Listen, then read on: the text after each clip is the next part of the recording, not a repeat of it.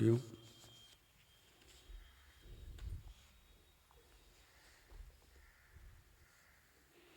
आज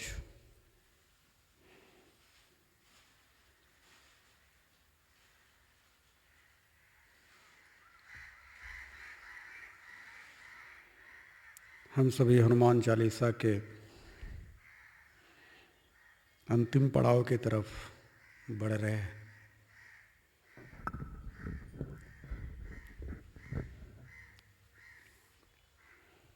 अभी फिलहाल आज और इसके बाद अगले संडे को हनुमान चालीसा की पूर्णाहुति होगी। अगले संडे के बाद हम सभी रामचरितमानस के सरोवर में अवगाहन करने के लिए अपने आप को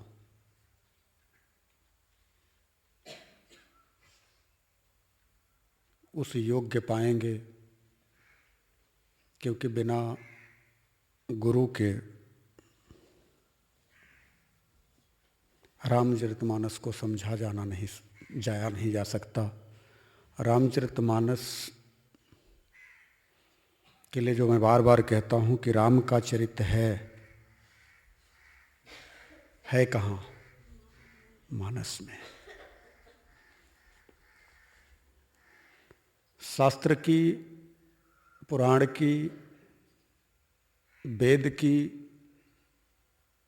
अन्य ऋषियों महर्षियों के द्वारा लिखे गए बहुत सारे विधाओं की अपनी अपनी एक मर्यादा है, अपना अपना एक उनका लिमिटेशन है। इन सभी का सिर्फ एक मत है कि भगवान से प्रेम कैसे हो, बस। सबकर मत खगनायक एहा, करिय राम पद पंकज नेहा। जितने भी सांसारिक हमारे पास पूजा पद्धतियां हैं, जितने भी व्यवस्थाएं हैं हमें भगवत चिंतन के लिए प्रेरित करने के लिए, उन सभी का सिर्फ एक ही उद्देश्य है, एक उद्देश्य, परमात्मा से प्रेम हो जाए।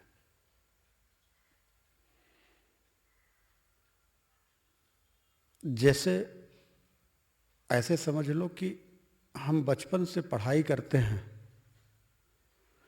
तो पढ़ाई करने का जो मेरा मूल उद्देश्य होता है वो जॉब पाने का होता है।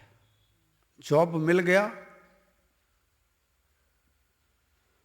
अच्छा जॉब मिल गया तो फिर पढ़ाई का जितना कुछ है उसकी जरूरत रह जाती है। फिर कोई पलट करके पढ़ता है क्या? बस यही समझ लो। इतना समझ में आ जाए कि हम शास्त्र हो, पुराण हो, वेद हो, उपनिषद हो, चर्चा हो, सत्संग हो, वाणी हो, ये जितने भी माध्यम आपके नजर में दिखाई दे रहे हों, जितने भी, इन सब का मूल एक ही है कि परमात्मा से प्रीति हो जाना। अब समझने की बात यह है कि अगर हमारी परमात्मा से प्रीति सहज हो जाए तो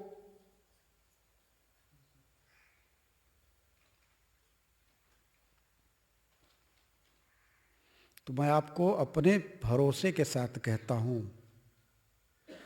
आपको इन प्रपंचों में पड़ने की जरूरत नहीं है। सहज प्रेम किसी विरही का हो ही जाता है, वो प्रपंच में नहीं पड़ता। ये प्रपंच क्यों है? वेद पुराण, इसे मैं प्रपंच क्यों कह रहा हूं? ये सब सीढ़ियां हैं, ये सब माध्यम है उसी छत पर जाने के लिए। अब हम पिछले जन्मों से उन्हीं सीढ़ियों को माध्यम बना करके यात्रा करते करते करते करते छत के करीब आ गए हों। अब फिर से हमारा दूसरा जन्म हुआ हो, अब हम छत के करीब खड़े हों और दूसरा जन्म हुआ हो, तो फिर से क्या हमें उन्हीं सीढ़ियों पर उतर करके फिर से चढ़ना चाहिए, या हम छत पर पहुंच चुके हैं? ऐसा ही है हमारे ही समाज में, हमारे अपने तीन तरह के हैं। पहले वो छत पे चढ़ना ही नहीं चाहते, दूसरे चढ़ना तो चाहते हैं, सीढ़ी पर भरोसा नहीं है, शास्त्र पर, गुरु पर भरोसा नहीं। और तीसरे जो चढ़ने के, पहुंच जाने के करीब थे, पूरे होने के करीब थे, मुक्ति के करीब थे, लेकिन शरीर प्रारब्धानुसार छूट गया। तो छूट गया तो जहां पहुंचे थे वहीं से स्थूल शरीर छूट गया, लेकिन सूक्ष्म अभी वहीं पे स्थित है। समझना, स्थूल छूट गया, सूक्ष्म की क्रियाविधि वहीं पे स्थिर है। क्योंकि हमारे प्रभु गीता में कहते हैं कि नेहा भी क्रम नास्वस्ति प्रत्यवायु न विद्यते स्वल्पमभ्यस्य धर्मस्य त्रायते महतो भयात। आपके जीवन में कभी कभी ऐसी स्थिति आ जाती है, आपके जीवन में आपने अपने से देखा होगा कि मरणासन की अवस्था में भी कितने संत हैं, बुजुर्ग हो चुके हैं, और किसी 16, 17, 18 साल के युवा संत के चरणों पर पड़ जाते हैं। तो आपकी जो लौकिक आंखें हैं वो यह देखती हैं कि ये बुजुर्ग तो 70 साल के हैं, 80 साल के हैं, और इस युवा संत के चरणों पर पड़ रहे हैं, ये तो कहीं से योग्य नहीं है, युक्ति संगत नहीं लगता। काश आपकी ये लौकिक आंखें उस युवा के पिछले जन्म की यात्रा को देख पाती कि वो किस यात्रा, कितनी यात्रा करके किस सीढ़ी के किस पायदान पर पहुंचे हैं। अब वह मुक्त होने के लिए इस संसार में आए हैं, लोगों को दिशा दे करके और अपनी मुक्ति के लिए आए हैं, तब समझ में आ जाता। लेकिन दुर्भाग्य क्या है कि इसमें हमारा अहंकार ऐसा करने नहीं देता।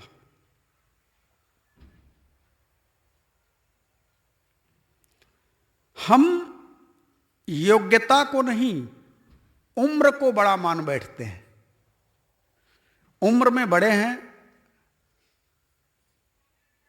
इसलिए योग्य होंगे, इसकी कोई गारंटी नहीं है। इसलिए बहुत सारे संत ऐसे हुए हैं जो को पूर्णता को प्राप्त हो चुके थे, उन्हें समाज को दिशा देनी थी, इसलिए वो संसार में आए और कुछ ही समय में समाज को दिशा दे करके चले भी गए। स्वामी विवेकानंद की अगर हम बात करें तो कितने समय तक हमारे बीच में रहे। ऐसे बहुत सारे ऐसे संत हैं जिनके बारे में आप कहेंगे हमारे चारों पीठों की स्थापना करने वाले जगत गुरु शंकराचार्य जी महाराज कितने समय तक थे। ये क्यों? ये सिर्फ इसलिए कि भटके हुए लोगों को एक दिशा दे दे। बात आती है कि जो सीढ़ी के करीब जाना ही नहीं चाहता, चढ़ना ही नहीं चाहता, उसके लिए क्या किया जाए? देखिए, उसके लिए कुछ नहीं किया जा सकता।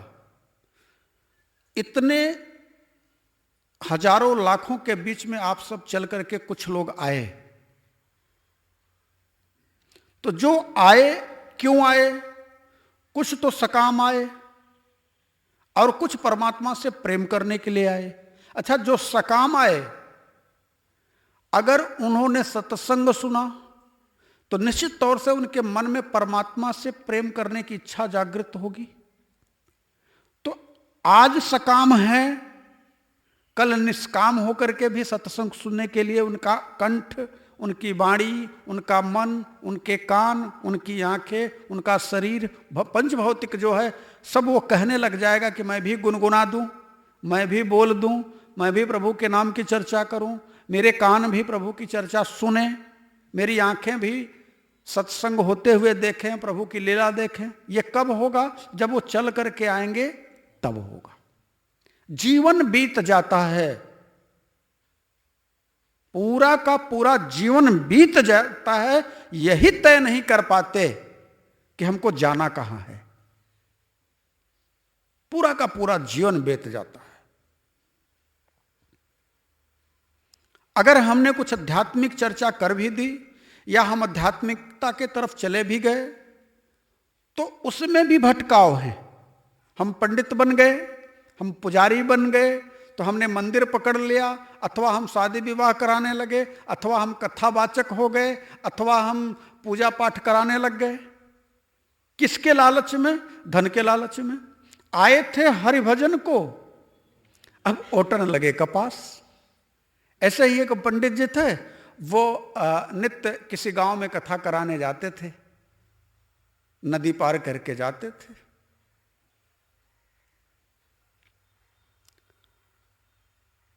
पंडित जी नदी पार करने के लिए जैसे नदी में प्रवेश करने लगे तो नदी के किनारे एक मंगर था।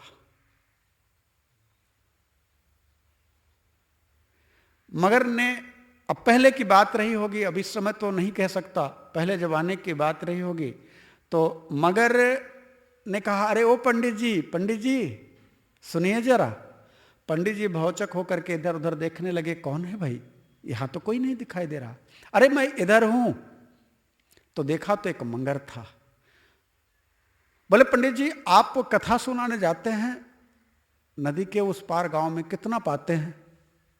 बोले, आने भर मिल जाता है। उस समय आना दो आना चलता था, जो भी रहा हो। मगर ने कहा, अरे पंडित जी आप हमें कथा सुना दिया करिए, आप भागवत की कथा हमें रोज सुनाइए, मैं आपको 1 स्वर्ण मुहर दूंगा। अब पंडित जी को लगा कि हम कहां आने दो आने के पीछे पड़े हैं और दूर के गांव में जाते हैं, अगर हमको 1 स्वर्ण की मुहर मिल जाएगी तो हम यहीं कथा सुना दिया करेंगे। पंडित जी ने कहा, सुना दूंगा। बोले, तो पर सुना दीजिए। तो बालू के रेत में ही पंडित जी ने अपनी चद्दर बिछाई और बैठ गए। श्रीमद् भागवत महापुराण के पहले स्कंद से शुरू हुए। नित्य सुनाते और नित्य उन्हें 1 मुहर मिल जाती। ऐसा कहा जाता है कि पंडित जी बड़े भाव से सुनाते रहे और महीनों गुजर गए, जबकि सप्ताह में ही भागवत सुनने का विधान है। पंडित जी भी भाव से इसलिए सुनाते क्योंकि उनको रोज 1 मुहर मिलती। अगर वो हफ्ते में खत्म कर देते तो मुहरों की संख्या कम हो जाती। इसलिए भाव तो था, लेकिन भाव के पीछे एक धन का लोभ था। यही मैं आप सबसे कहना चाहता हूं कि प्रभु से प्रेम करिए, लेकिन प्रेम करने के पीछे 2 जो चीजें हैं, पहला क्या? भय और दूसरा लोभ। भय बस प्रीति मत करिए। भय बस प्रीति करेंगे तो वह प्रीति प्रेम में परिवर्तित नहीं हो सकती। लोभ बस प्रीति करेंगे तो वह लोभ वाली जो भी प्रीति है वह प्रेम में परिवर्तित नहीं हो सकती। हमारे प्रभु 3 दिन तक सागर के सामने बैठ करके उसको मनाने के लिए उसकी उपासना करते रहे। 3 दिन बीत गया, लेकिन वह जड़ समुद्र भगवान के सामने उपस्थित नहीं हुआ। फिर खुद भगवान को कहना पड़ा, भगवान को कहना पड़ा कि विनय न मानत जलधि जड़ गयऊ 3 दिन बीत। बोले राम सकोप तब भय बिन होई न प्रीत। तो जो प्रीति थी वो कौन सी थी? भय की। समुद्र आया, निवेदन करने लगा, अपने अंतःकरण के रत्न लेकर के आया और सामने परोस करके निवेदन करने लगा, गिड़गिड़ाने लगा, रोने लगा और कहा मैं आपकी महिमा को जान नहीं पाया। लेकिन वह प्रीति कैसी थी? भय की। तो जो भय की प्रीति है, आप देखिए कि पूरे रामचरित में, राम की लीला में फिर दोबारा समुद्र का कोई वर्णन नहीं आया, कोई वर्णन नहीं आया। क्यों नहीं आया? क्योंकि प्रीति जो थी वो भय की थी। तो जो भय की प्रीति करने वाले लोग हैं वो परमात्मा से प्रेम नहीं प्राप्त कर सकते, चाहे कुछ भी हो जाए। ध्यान रखना कि हम डर बस भगवान का नाम न लें। जो हमने जीवन में किया है पूरे इंटरेस्ट के साथ में हमें भोगना होगा और बचाने के लिए कोई नहीं आएगा।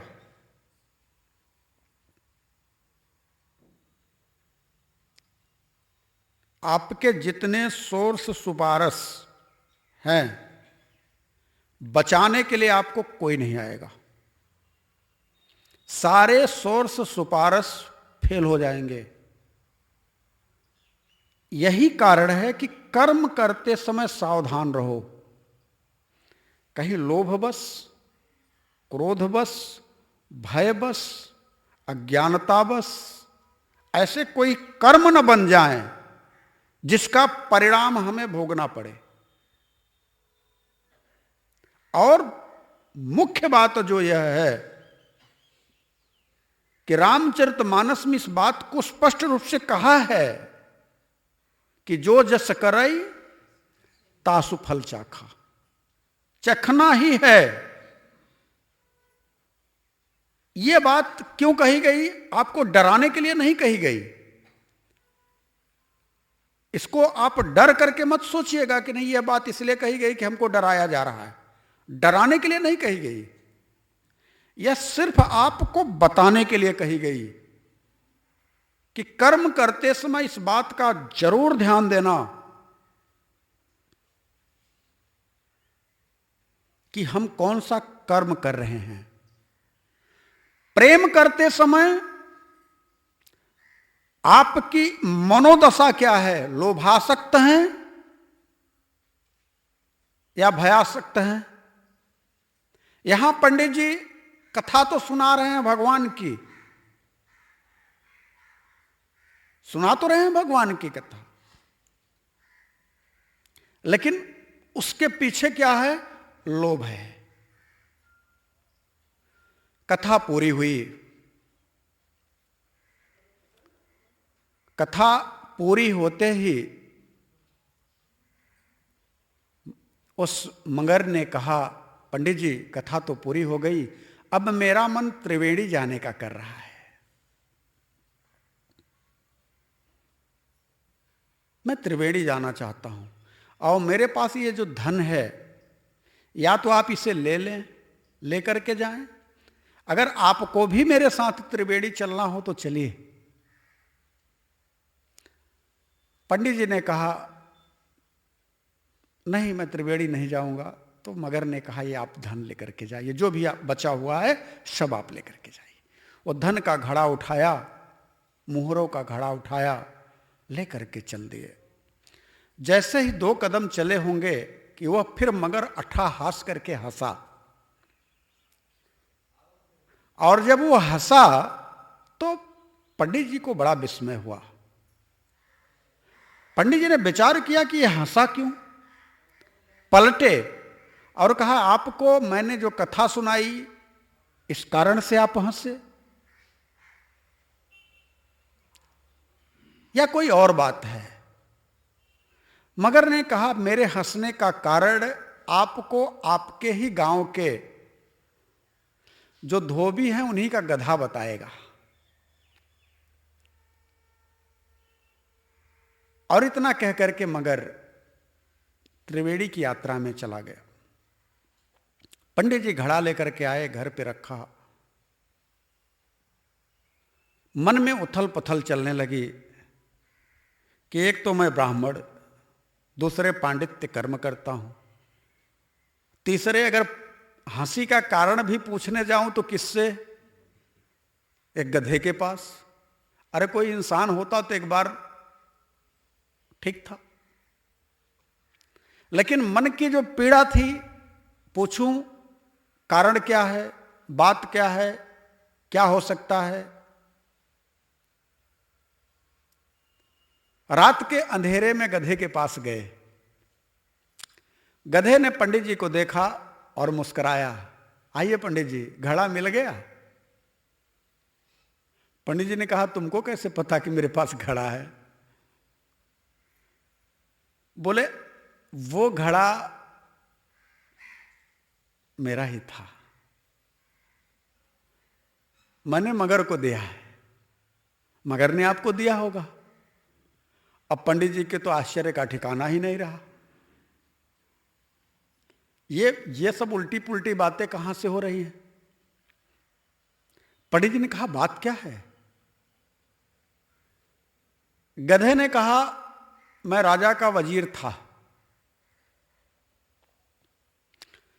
राजा जी के साथ में धन लेकर के मैं त्रिवेणी पर गया। राजा जी का मन वहां सत्संग सुनते सुनते लग गया।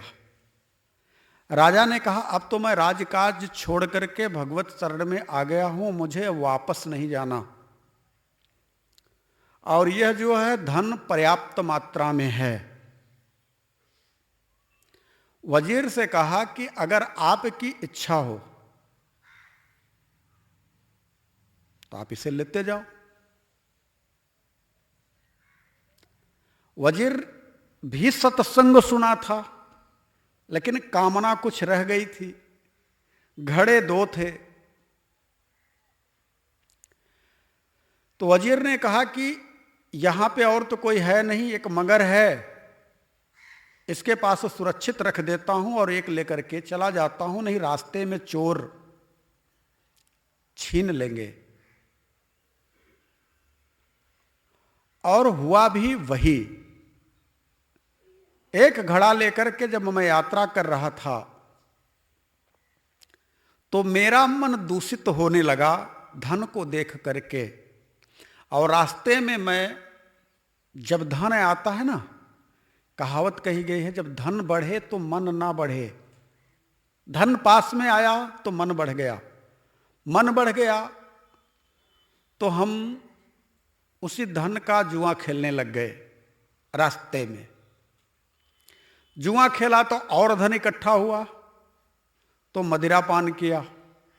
मदिरा पान किया तो मन में कुविचार आए, अन्य अन्य कुविचारों में मैं उलझता रहा और धन उसी तरह से खर्च करता रहा, धन के पीछे पड़ गया।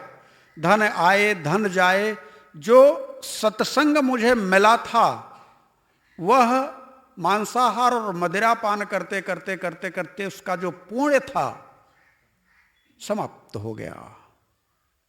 और धन का लोभी बन करके मैं इतना धन के पीछे पड़ गया कि मुझे धन के सिवा कुछ दिखाई नहीं देता था। एक दिन मेरी गति ऐसी हुई कि सारा धन मेरा जुए में समाप्त हो गया। तो मैंने जिसने जुए में उस धन को लिया था उसकी हत्या कर दी और धन लेकर के मैं भाग गया।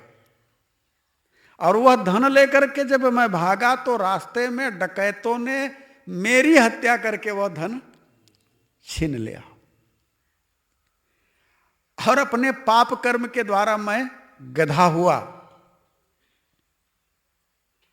लेकिन पूर्व जन्म में सत्संग सुना था, इसलिए मेरी आज भी पूर्व जन्म की बातें मुझे पता है। वही धन जो एक मगर के पास रखा था और सत्संग के प्रभाव से मगर पुनः पंडित जी आपसे वह भागवत कथा सुनने के लिए आतुर हुआ, क्योंकि पिछले समय में उसने सत्संग सुन रखा था।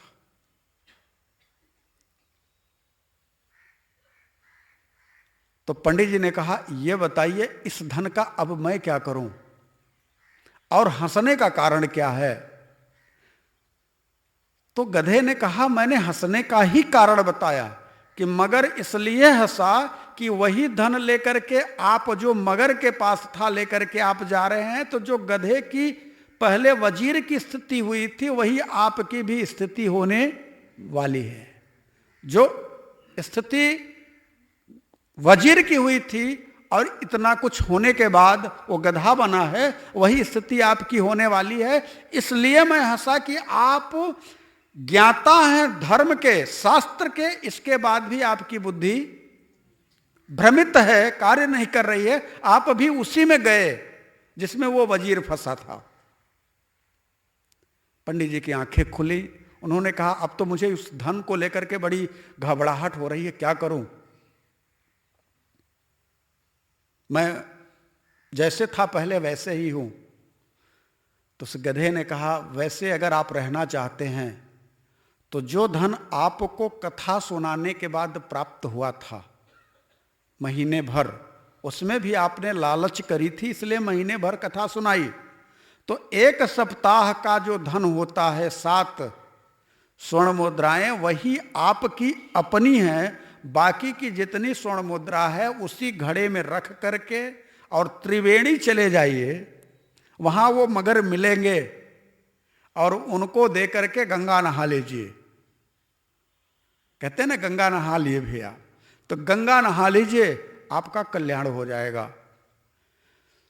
मैं कहना क्या चाहता हूं इसके पीछे कि हम संसार में आए हैं आपको यथासंभव परमात्मा से मिलाने के लिए, इतने दिनों से सत्संग कर से उनसे प्रेम कराने के लिए आपके पास आए हैं।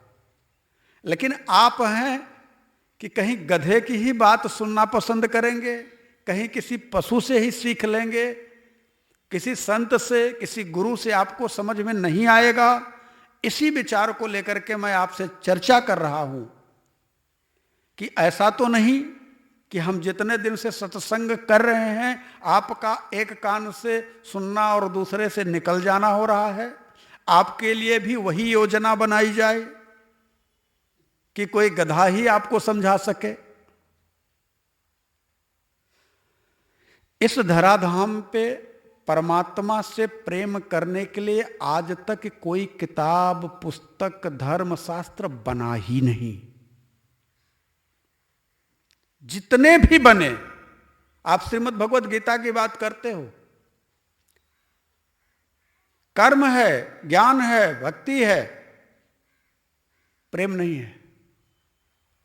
चारों वेदों की बात कर लो, सब कुछ मिलेगा, प्रेम नहीं मिलेगा। पुराणों में चर्चा कर लो, सब कुछ मिलेगा, प्रेम नहीं मिलेगा। क्यों? क्योंकि प्रेम अंतःकरण का विषय है। प्रेम बड़ा सूक्ष्म है और उसी प्रेम को पाने की क्रियाविधि इतने शास्त्र, वेद, पुराण, अन्य अन्य हैं। और जिसका सहज ही प्रेम अपने प्रियतम से होने लग जाए, उससे किसी धर्म शास्त्र, वेद, पुराण की कोई आवश्यकता नहीं है। यह चर्चा आज मैंने इसलिए करी कि मेरे पास एक व्यक्ति का आगमन हुआ सुबह सुबह, और वो बड़े ही सरल थे। उन्होंने कहा, महाराज जी, मैं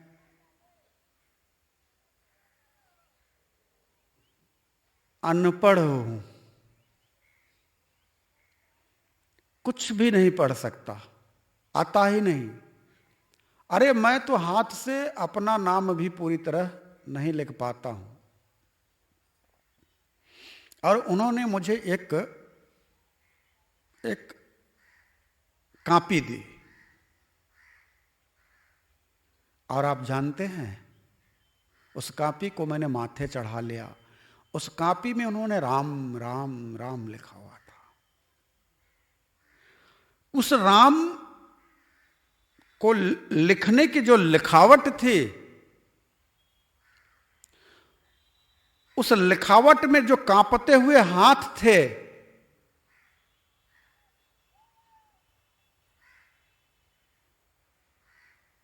उस अक्षर में ऐसा मुझे प्रतीत हो रहा था कि मेरा राम धनुष बाण लेकर के खड़ा है।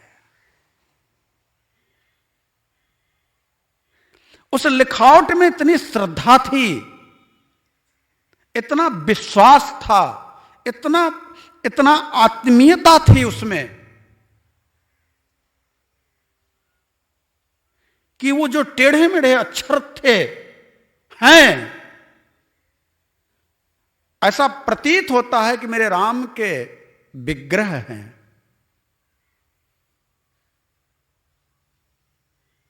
ये किसी के अंदर का एक भाव है, आप समझिए। आप पुस्तकों को रट डालिए, अहंकार के सिवा कुछ नहीं बढ़ेगा। आप शास्त्रों का रट्टा मार लीजिए, अहंकार के सिवा कुछ नहीं बढ़ेगा। आपके जब पुण्य का उदय होगा,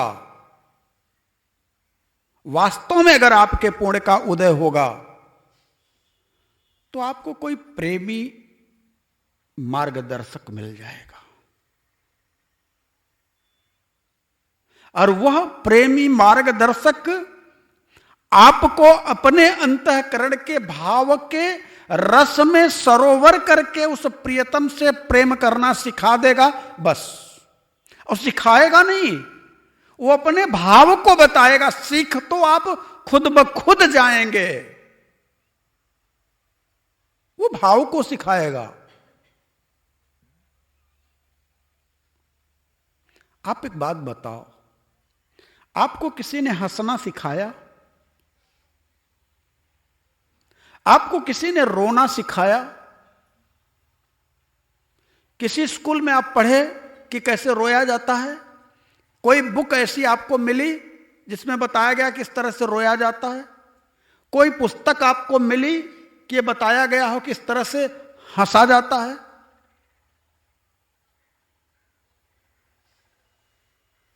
ठीक उसी प्रकार से न हंसाने की पुस्तक है कि हंसा कैसे जाता है, न रोना बताने की पुस्तक है कि रोया कैसे जाता है।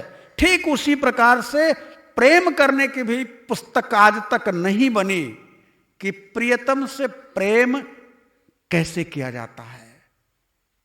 यह अंदर की बात है, यह हो जाता है।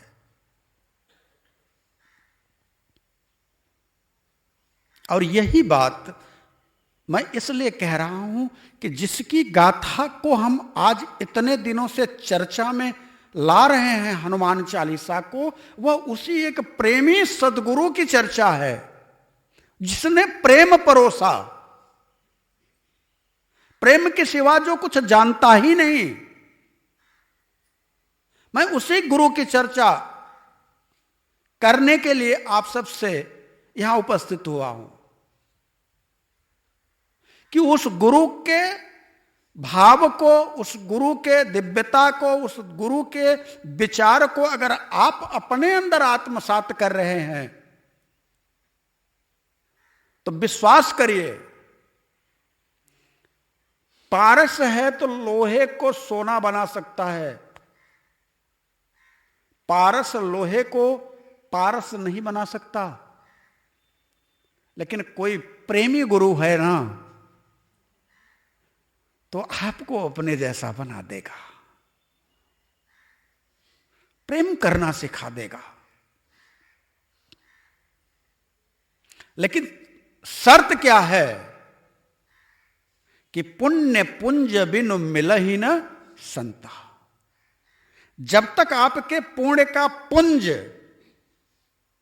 इकट्ठा नहीं होगा तब तक वह गुरु आपको नहीं मिलेगा, और ना ही उस गुरु से मिलने का कोई माध्यम बनेगा। उसी गुरु की चर्चा पिछले कई हफ्ते से हम सब कर रहे हैं। आइए उस गुरु की चर्चा करने के पहले अपने मन को, वाणी को शुद्ध करें।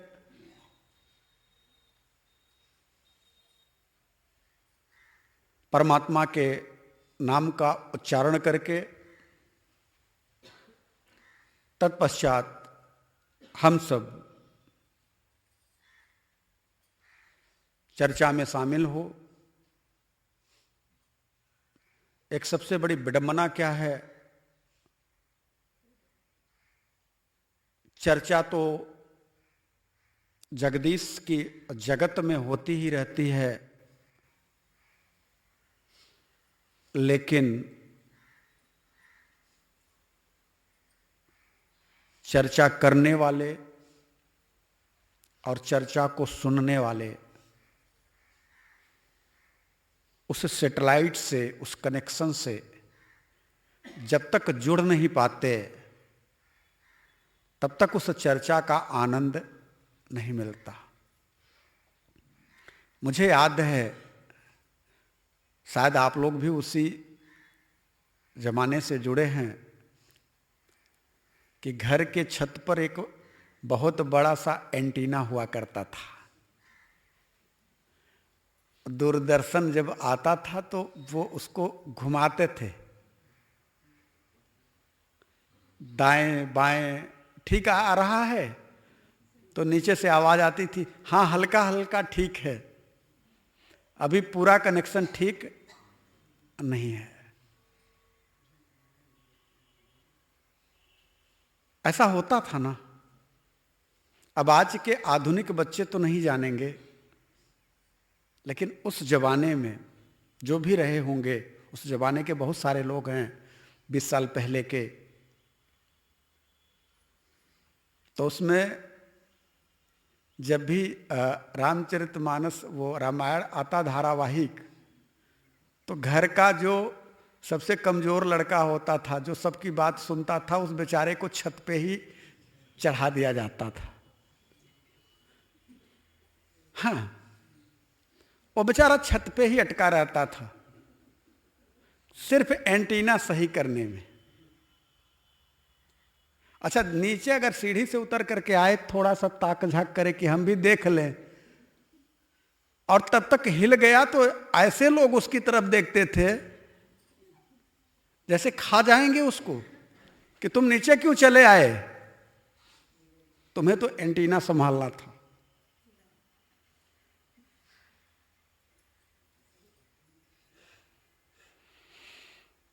मैं आप सबसे कहना चाहता हूं, वही भाव आपके अंदर हो जाए, वही भाव आपके अंदर उतर जाए कि आपका कनेक्शन ठीक आने लगे। मैं छत पे चढ़ करके एंटीना ठीक करता रहूंगा, आप अगर मेरे तरफ कुछ और भाव से देखेंगे फिर भी मैं कहूंगा अच्छा मैं ठीक कर रहा हूं, लेकिन आपका कनेक्शन तो फिट हो जाए।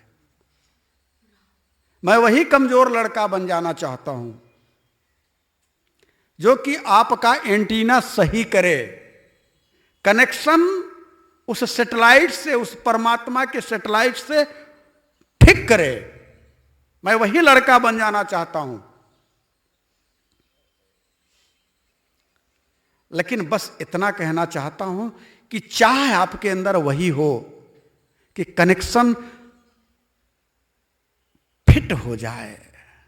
आपके हृदय के भवन में जो टीवी लगी हुई है उस पर मेरे प्रियतम का चित्र सही से आने लग जाए, मैं कुछ भी करने के लिए तैयार हूं।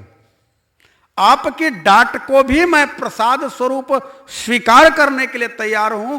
कब? जब आपका कनेक्शन जुड़ने के लिए आप अपने को तैयार कर लो तब।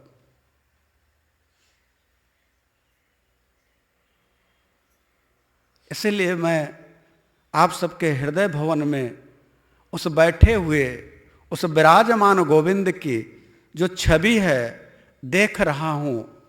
बस आपको दिखाना चाहता हूं, आपका कनेक्शन फिट करके कि एक बार देख लो ना उस प्यारी मनमोहन के दिव्य छटा को जो कि मन को मुग्ध कर लेती है।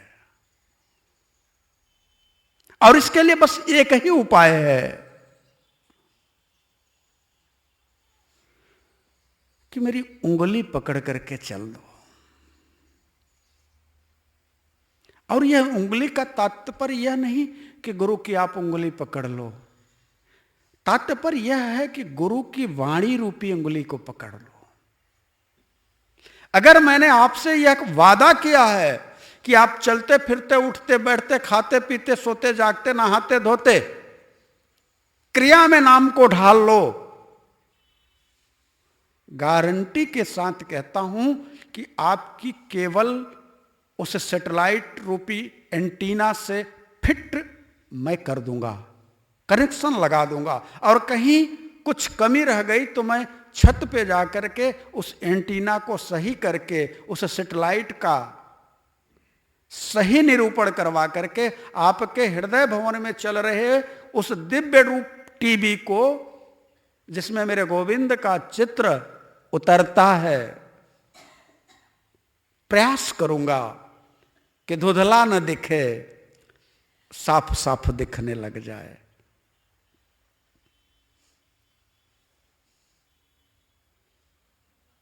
आइए प्रभु के नाम का जाप करें। हे गोपाल राधा कृष्ण गोविंद गोविंद,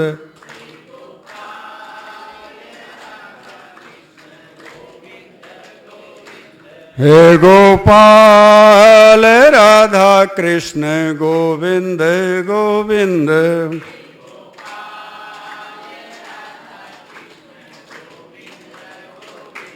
नंद लाल राधा कृष्ण गोविंद गोविंद,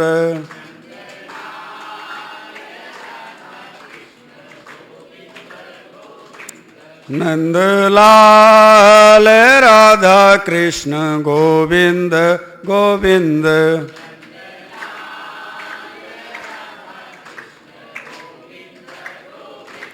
कृष्ण गोविंद गोविंद राधे गोविंद गोविंद,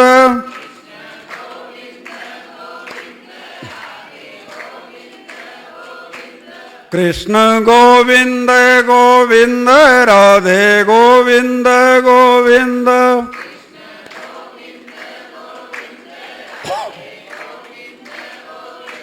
नंद लाल राधा कृष्ण गोविंद गोविंद,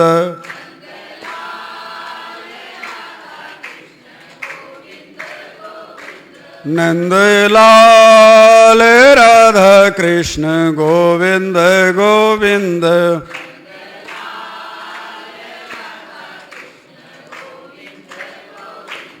विजय लाल राधा कृष्ण गोविंद गोविंद,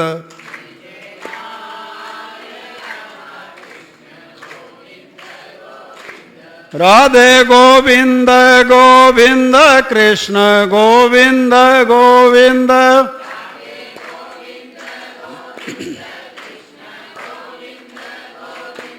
कृष्ण गोविंद गोविंद राधे गोविंद गोविंद,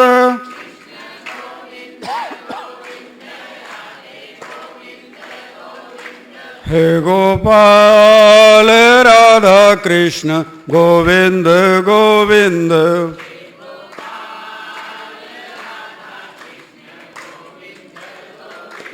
हे गोपाल राधा कृष्ण गोविंद गोविंद।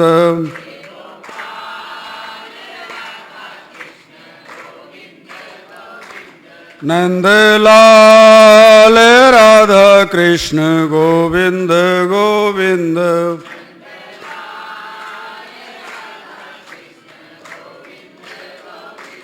कृष्ण गोविंद गोविंद।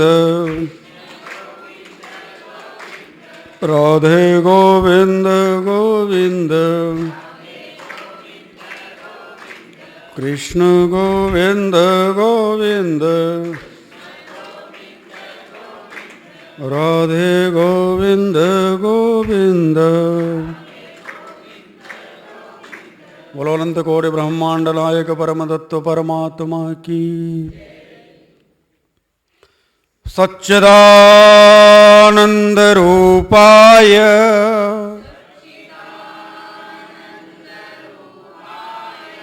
विश्वोत्पत्त्यादि हेतवे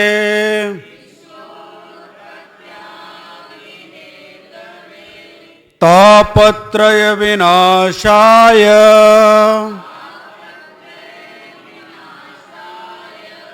श्री कृष्णाय वयं नमः।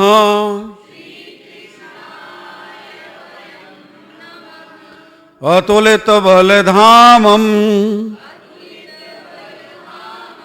हेमशैलाभदेहम्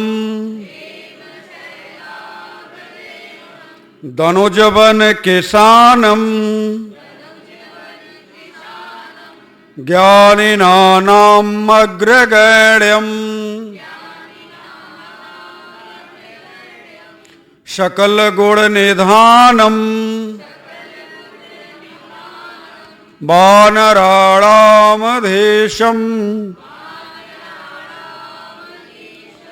रघुपति प्रिय भक्तम् वात जातम् नमामि। वात जातम् नमामि। हे गोविंद हे प्राणधन हे प्रियतम हे माधव हे मुरलीधर हे मेरे राम। मेरी इंद्रियों के घोड़े बना दो प्रभु। मेरे मन की लगाम लगा दो प्रभु। मेरे शरीर को रथ बना दो प्रभु। मेरी बुद्धि को सारथी बना दो प्रभु। मेरे अंतःकरण के अनुराग को गीतोक्त उपदेश दे दो प्रभु।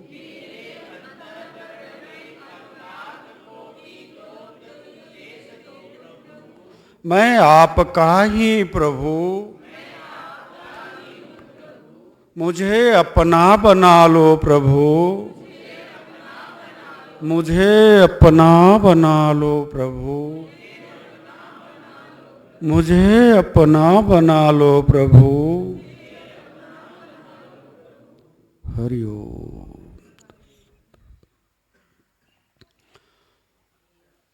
भगवत धर्मानुरागियों, रामचरितमानस में प्रवेश के पहले हम सभी राम भक्त हनुमान जैसे सद्गुरु की कृपा को प्राप्त करने के लिए यहाँ उपस्थित हुए हैं। हनुमान चालीसा के अंतिम दौर पर हम लोग चल रहे हैं। आइए हमारे साथ उन 4-6 चौपाइयों को एक साथ में गुनगुनाया जाए और गुनगुनाने के बाद हम उस पर चर्चा करेंगे। आज की चौपाई है चारों जुग पर ताप तुम्हारा है, प्रसिद्ध जगत उजियारा।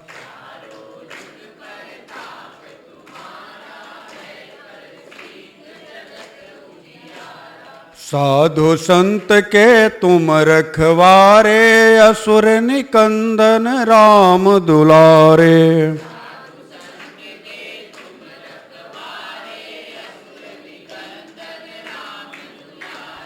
अष्ट सिद्ध नवनिधि के दाता, असवर दीन जानकी माता।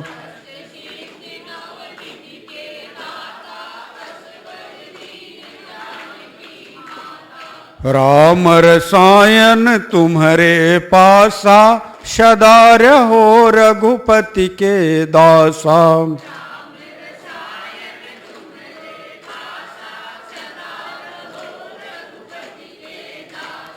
तुम्हारे भजन राम को भावे, जन्म जन्म के दुख बिसरावे।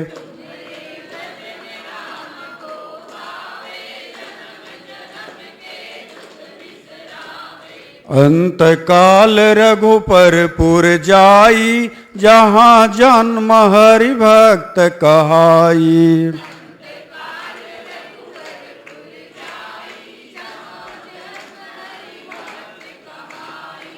भगवत धर्मानुरागियों, गुरु की वंदना करते समय गोस्वामी तुलसीदास जी महाराज कहते हैं कि चारों युग पर ताप तुम्हारा है, प्रसिद्ध जगत उजियारा। युग की चर्चा अगर हम करें तो सुनने में, पढ़ने में, वेद में, वेदांग में, शास्त्रों में आता है कि 4 युग हैं, सतयुग, त्रेता युग, द्वापर युग और कलयुग।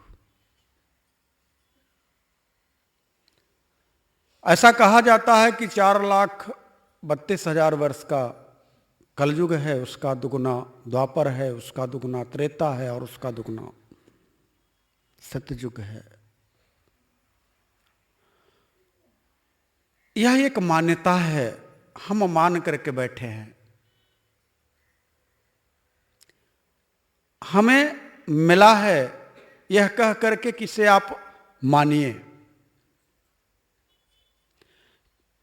आप में से किसी ने सतयुग, द्वापर, त्रेता नहीं देखा, ऐसा मान करके चल रहे हो ये कलयुग है, इसलिए आप कह सकते हो कि हाँ हम कलयुग में है।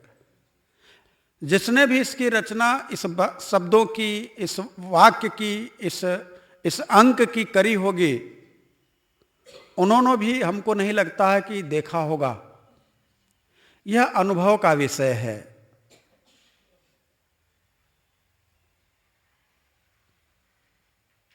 यह रामचरितमानस में गोस्वामी तुलसीदास जी ने कहा है कि नित्ययुग धर्म हो ही बहुकेरे, समय बीत माया के प्रेरे। यह कलयुग, द्वापर, त्रेता, सतयुग हमारे अपने ही अंतःकरण में होते रहते हैं।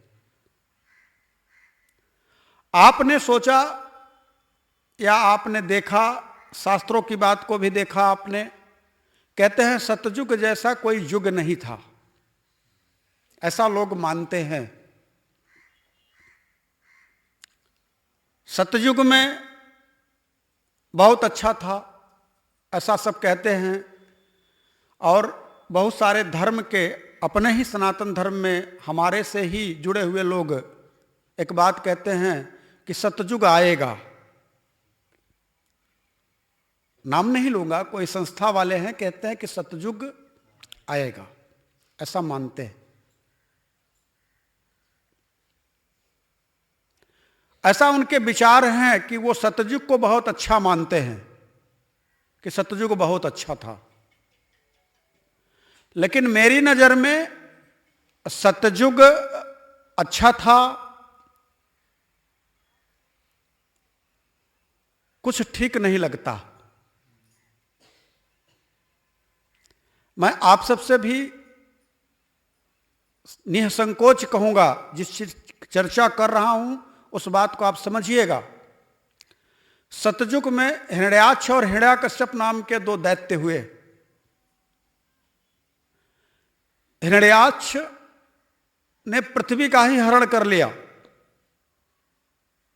और भगवान ने वाराह रूप धारण करके पृथ्वी को मुक्त करा करके यथासंभव स्थापित किया। उसी सतयुग में हिरण्याकश्यप नाम का जो दैत्य है, उसी हिरण्याक्ष का जो भाई था, अगर गलती से कोई भगवान का नाम ले लेता था तो उसकी हत्या कर देता था, गलती से, और कहता था कि कहो कि हिरण्याकश्यप भगवान की जय, ऐसा बोलो। और पूरी पृथ्वी पर उसका साम्राज्य था, यहां तक कि देवता लोग भी कंदराओं में छिपे बैठे थे, ऋषि मुनि भी कंदराओं में छिप करके परमात्मा के नाम का उच्चारण किया करते थे, इतना तपा हुआ था। अब आप विचार करिए कि सतयुग में जिस युग में हम भगवान का नाम नहीं ले सकते, नाम लेने पर हत्या कर दी जाए, तो उस युग को आप अच्छा मानते हो। और यह उदाहरण है कि उसने अपने ही पुत्र को, जिसका नाम प्रहलाद था, नाना प्रकार की यातनाएं क्यों दी? इसलिए कि वह नारायण के नाम का जाप करता था। वह अपने पिता की जय नहीं बोलता था, खुद का बेटा था। यह भी नहीं कि किसी प्रजा का लड़का रहा हो, खुद का बेटा था, और खुद के बेटे के ऊपर नाना प्रकार का प्रहार करवा करके उसे जान से मारने के लिए कोई कर्म ऐसा नहीं था जिसको उसने न किया हो। सर्पों से कटवाने के लिए उसे भेजा, हाथी से कुचलवाने के लिए भेजा, पहाड़ से गिराने का उपक्रम किया, आग में जलाने का उपक्रम किया। कोई ऐसा कार्य बाकी नहीं था जिसको वह न कर रहा हो। किसके लिए? अपने खुद के बेटे के लिए, जो कि नारायण का नाम ले रहा था। आप विचार करिए कि जब अपना ही बेटा वह नहीं बख्श रहा था, वह नहीं छोड़ रहा था, भगवान का नाम नहीं लेने दे रहा था, तो उसके समय में कोई भगवान का नाम ले सकता? ऐसा हो सकता है? और अगर ऐसा नहीं हो सकता तो आप बताइए कि किस लिहाज से सतयुग ठीक था?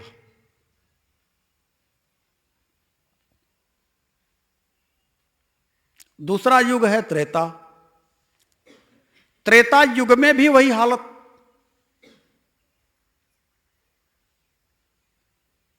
त्रेता युग की भी वही स्थिति है कि रावण किसी का भी अगर सुन भर ले कि भगवान का नाम लिया, राम कह दिया, तो गर्दन उतारने में देर नहीं लगाता था। यहां तक कि उसके अनुचर राक्षस टोली बना करके संतों के आश्रमों की तरफ जाया करते थे, उन्हें यज्ञ नहीं करने देते थे। इसी से दुखी होकर के विश्वामित्र ने भगवान को दशरथ से मांगा था। और रावण का अत्याचार कितना था कि अपने लोगों से तो वह कहता ही था कि भगवान का नाम लेने वाले का खून पी जाओ, और वसूलता भी था खून कर के रूप में संतों से। अब यह विचार करिएगा कि आपको कहा जाए कि कोई बीमार है, एक बोतल खून चाहिए, तो पहले तो आप तैयार नहीं होंगे। अगर तैयार भी हो गए तो आपका खून कितने प्यार से एक सिरिंज लगा करके धीरे धीरे उतारा जाता है, और आपके ऊपर बड़े श्रद्धा से लोग देखते हैं कि इन्होंने खून दिया। तब के जमाने में कौन सी सिरिंज हुआ करती थी? सीधे काट करके उतार लिया जाता था। क्यों उतारा जा रहा है?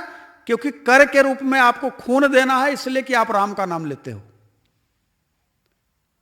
तो आप विचार करिए कि मैं कैसे मान लूं कि त्रेता युग बढ़िया था। आपहु उठ धावै रहै न पावै धरि धरि घालै खीसा। जो वेद पुराण को खाली श्रवण सुन भर लेता था, वह दौड़ पड़ता था खुद मारने के लिए।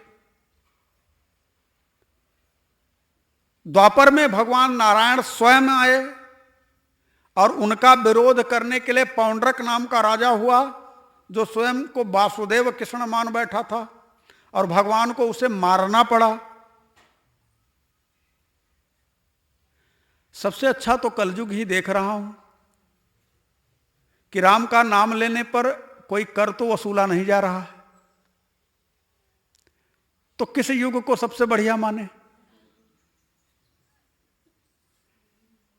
कलयुग समयुग आन नहीं, जो नर कर विश्वास, गाय राम गुण गण विमल, भवतर बिनहि प्रयास।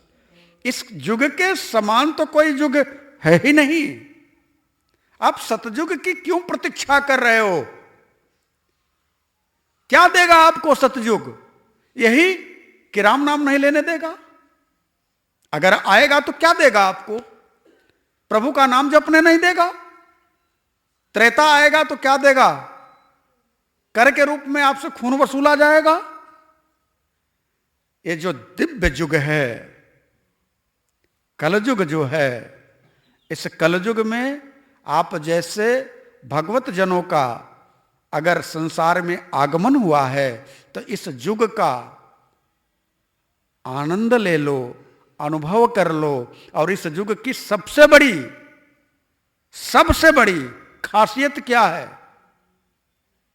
सबसे बड़ी खासियत, कलयुग कर यह पुण्य प्रतापा, मानस पुण्य हो ही नहीं पापा। इस युग का सबसे बड़ा पुण्य प्रताप क्या है? अगर मन में किसी को गाली दे रहे हैं या पाप कर्म के लिए सोच रहे हैं तो वह पाप नहीं है। आपका अपना कोई है जिसने आपके साथ में कुछ 3-5 कर दिया, अगर आप उसको गाली दे रहे हैं, मन में उसके प्रति खुरापात कर रहे हैं, मन में उसके प्रति गलत सोच रहे हैं, मन में, तो पाप नहीं लगेगा। लेकिन अगर मन में प्रभु के नाम का जाप कर रहे हैं तो पुण्य मिलेगा। विचार करिए, इससे बढ़िया युग क्या हो सकता है कि मन में अगर प्रभु के नाम की चर्चा सुनने, जो हम अपने आश्रम में उसको मन में दोहरा रहे हैं, मन में भगवान की चर्चा, भगवान की लीला, भगवान के बारे में अगर मंथन चल रहा है तो हम पुण्य में हैं, हमें पुण्य मिल रहा है। लेकिन अगर मन से हम किसी को गाली दे रहे हैं तो पाप नहीं लग रहा। इतना दिव्य युग है यह। और आप रात दिन इसी युग को कोसते रहते हैं, अरे भैया कलयुग आ गया है। कलयुग सबसे बढ़िया युग है। और हमारे सदगुरु भगवान का चारों युग में प्रताप उसी तरह से है। चारों युग परताप तुम्हारा, विचार करिए, चारों युग में प्रताप है गुरु का। और कैसा? कहा जगत उजियारा। यह जगत क्या है? आप विचार कर रहे होंगे कि ये बाहर का जगत ट्यूबलाइट लगा करके सूर्य की रोशनी से अथवा किसी अन्य यांत्रिक उपक्रमों से उजाला किया जा सकता है।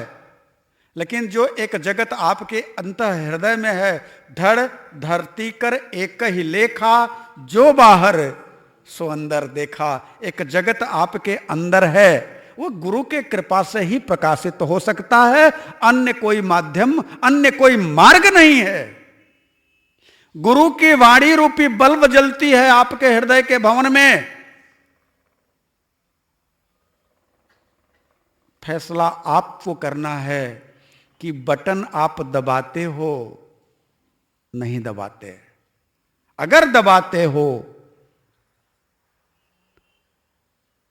जगत आपका प्रकाशमान हो जाएगा, इसमें संदेह नहीं है।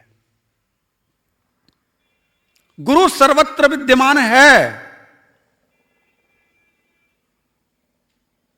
लेकिन आपके अंतःकरण में वह टीस होनी चाहिए, पीड़ा होनी चाहिए, विरह होनी चाहिए, इच्छा होनी चाहिए। मिलन की उत्कट उत्कंठा का जागरण जब तक नहीं हो सकता, गुरु आपको नहीं मिल सकता।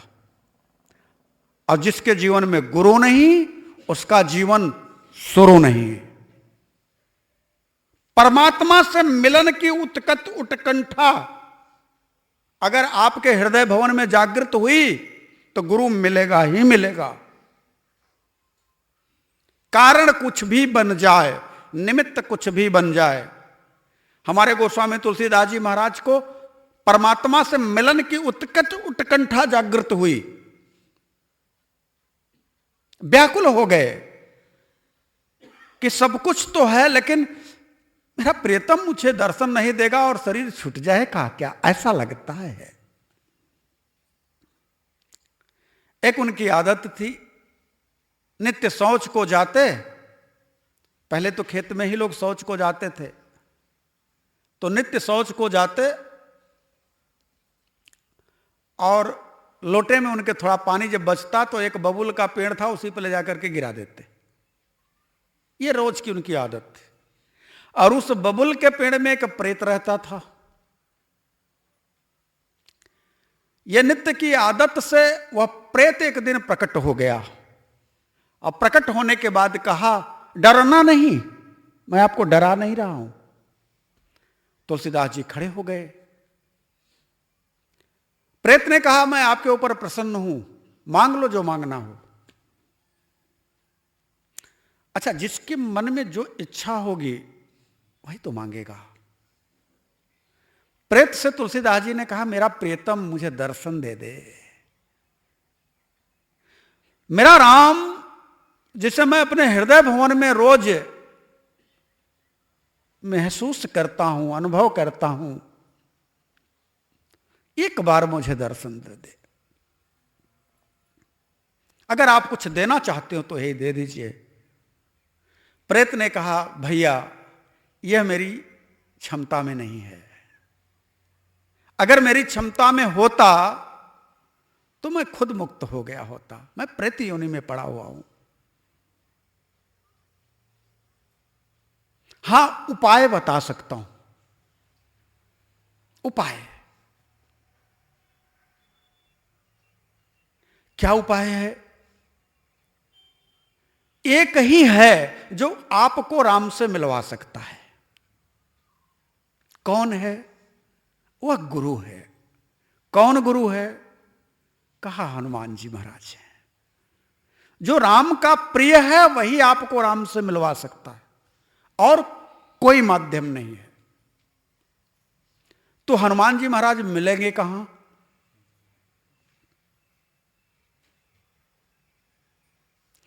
प्रेत ने कहा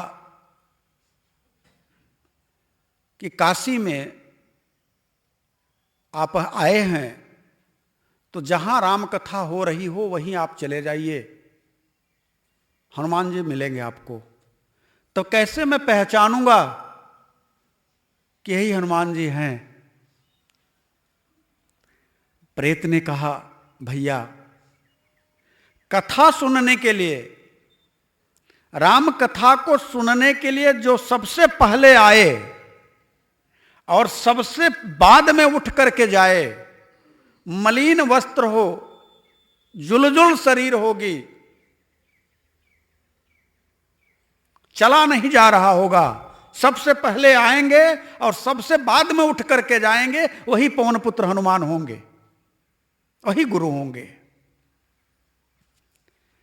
तुलसीदास जी कथा सुनने तो रोज जाते थे, अब आज तो उनका कथा में मन नहीं लगा। बहुत पहले ही पहुंच गए और निगाह लगाई कि कौन सबसे पहले कथा मंडप में आता है। देखा कि एक वृद्ध कृशकाय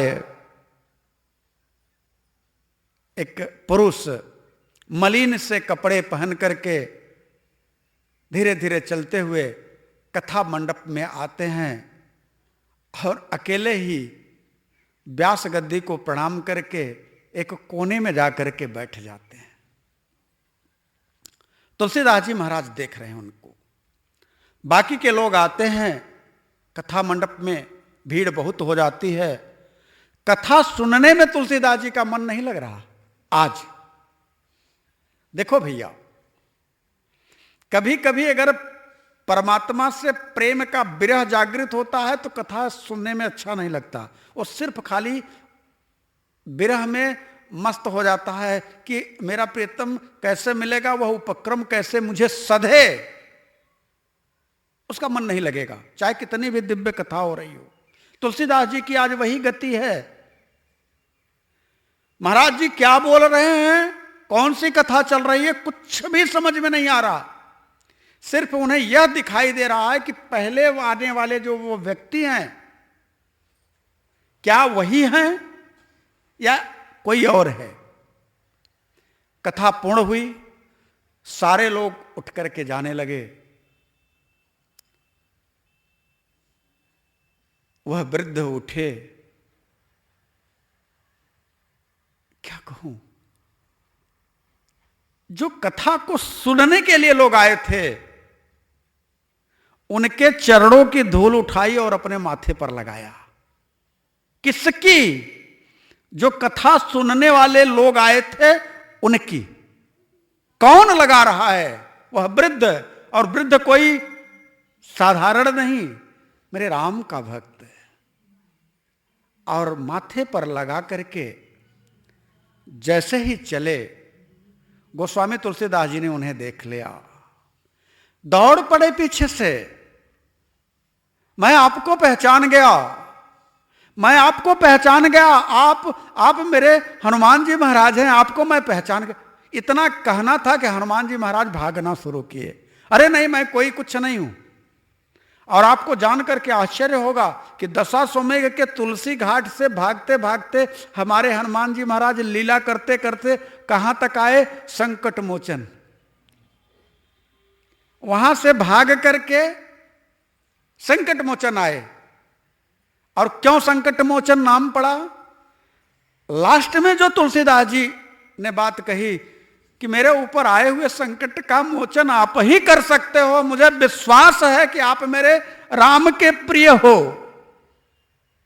मेरे संकट को दूर आप ही कर सकते हो, आपके सिवा मेरा जगत में कोई नहीं है। यही कारण है कि तुलसीदास जी के द्वारा वह नाम रख दिया गया संकट मोचन, और वहीं खड़े हो गए। हमारे हनुमान जी महाराज वहीं खड़े हो गए, चरणों पर पड़े तुलसीदास जी महाराज। हनुमान जी ने कहा, अच्छा तुमने तो पहचान लिया, क्या चाहते हो? तुलसीदास जी ने कहा, आप मेरे हृदय के भाव को देखिए ना, मैं क्या चाहता हूं। मेरी प्यास से आपको दिखाई नहीं दे रहा कि मैं पानी चाहता हूं, और यह संसार का पानी जो है उसकी प्यास है, यह मेरे प्रियतम की प्यास है। ये तो आपके अलावा कोई जान नहीं सकता। हनुमान जी ने कहा, इसके लिए तो तुम्हें एक यत्न करना होगा।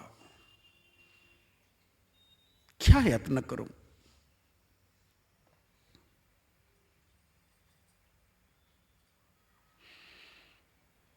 हनुमान जी ने कहा, इसके लिए तुम्हें चित्रकूट चलना होगा। इसका दो अर्थ है। इसका पहला अर्थ है चित्त को कूट में स्थित करना होगा, यानी तुम्हारी वृत्ति थोड़ी भी अगर दाएं बाएं अटकी है तो उसको सही करना होगा। और दूसरा, स्थूल रूप से चित्रकूट चलना होगा, जिसे आप लोग जानते हो। तुलसीदास जी महाराज उस गुरु के चरणों पर पड़ते हैं और कहते हैं, प्रभु मैं आज से अभी से पयान कर देता हूं। और चित्रकूट पहुंचते हैं।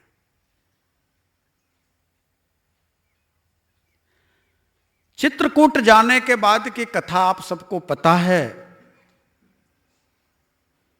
कि हनुमान जी महाराज तोते का रूप धारण करके उनको बताते हैं कि आपके राम आपके सामने खड़े हैं, आप उन्हें तिलक लगा रहे हो। हनुमान जी महाराज ने कभी उंगली नहीं पकड़ी तुलसीदास की, और ना ही तुलसीदास ने हनुमान जी की, लेकिन हनुमान जी की बाणी रूपी अंगुली पर तुलसीदास ने इतनी पकड़ बना ली कि एक एक शब्द को ब्रह्मवाक्य मान करके उसका पालन करने लगे, अनुसरण करने लगे और चित्त को कूटस्थ कर दिया, कूट में स्थित हो गए और परमात्मा को अपने हृदय भवन में पा लिया। यही कारण है कि गोस्वामी तुलसीदास जी लिखते हैं कि चारों जुग प्रताप तुम्हारा है प्रसिद्ध।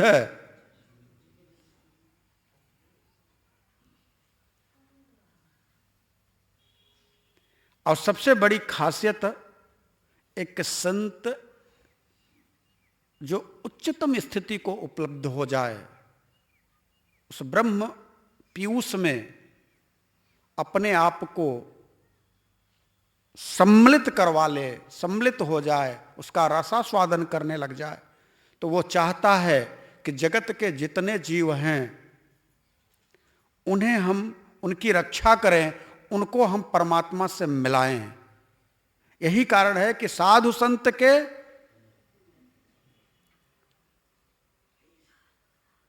असुर निकंदन, असुर कोई और नहीं है, आपके ही अंदर की बैठी हुई दो शक्तियां हैं, देव और असुर।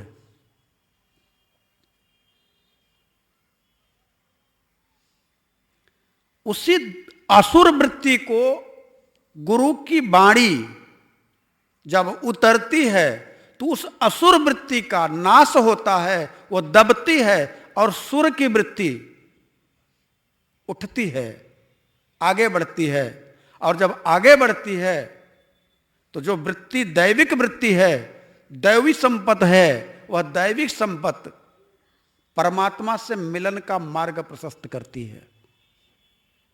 और वही दैवी संपत्ति अगर बलवती हो गई जीव के साथ में, जीवन में, तो जितने स्तर तक वह जीव चला है, अगर शरीर छूट भी गया तो जहां से छूटा है अगले जन्म में वहीं से शुरू हो जाएगा। सबसे बड़ी गारंटी की बात यह है कि हमारा सनातन धर्म पुनर्जन्म पर विश्वास करता है, और पुनर्जन्म लोगों ने देखा भी है, लोगों का होते हुए भी। आप भी गूगल पर सर्च कर सकते हो तो पुनर्जन्म की बहुत सारी कहानियां आपको सुनने में इसी कलयुग में, इसी समय, इसी धराधाम पर देखने सुनने को मिल जाती हैं। इससे साबित होता है कि पुनर्जन्म होता है, और यह हमारा शास्त्र पहले ही कह चुका है। अब पुनर्जन्म की स्थिति, जब यह सत्य है कि पुनर्जन्म होता है, तो यह भी सत्य है कि भजन जहां से छूटा है वहीं से आगे बढ़ेगा, क्योंकि भगवान की वाणी झूठी नहीं हो सकती। नेहा भी क्रम नासुस्ति प्रत्यवायु न विद्यते स्वल्पमभ्यस्य धर्मस्य त्रायते महतो भया। क्रम का नाश नहीं होता।